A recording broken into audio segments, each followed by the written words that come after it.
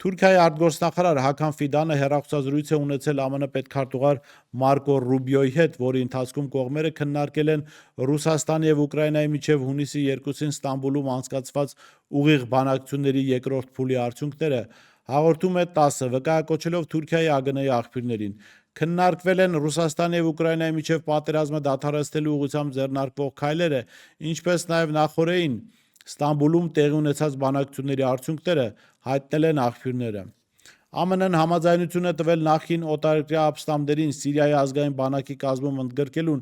այս մասին հայտարարել է Սիրիայի հարցերով ԱՄՆ հատուկ ներկայացուցիչ Թոմաս Բարաքը։ Ըստ պլանի շուրջ 3500 օտարերկրյա մարտիկներ, հիմնականում ույղուրներ, կմտնեն նորաստեղծ 84-րդ դիվիզիայի կազմ։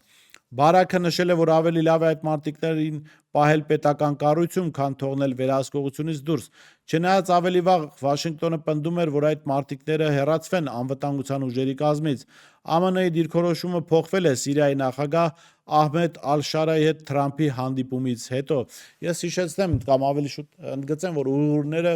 ազգային փոքրամասնություն են Չինաստանում, թուրքական էթնիկ ծագում ունեն եւ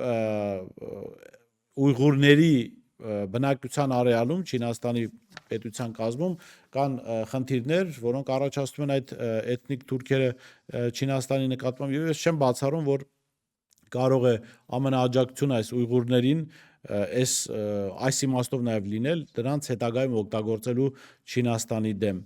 ԱՄՆ նախագահ Դոնալդ Թրամփը վերջին օրերին ավելի ու ավելի քիչ է ներգրավված ուկրաինական ճգնաժամի հարցում։ Երեքշաբթի օրը հաղորդում է ABC News-ը, հղում անելով անանուն ամերիկացի պաշտոնյաների։ Դեռ մինչև վերջին Ռուսաստան-Ուկրաինա բանակցությունները Թրամփի մոտ աճում էր հիասթափությունը խաղաղության ուղղությամբ առաջընթացի բացակայությունից։ Նրա մտածողությունը ծանոթ պաշտոնյաները նշում են, որ չնայած նա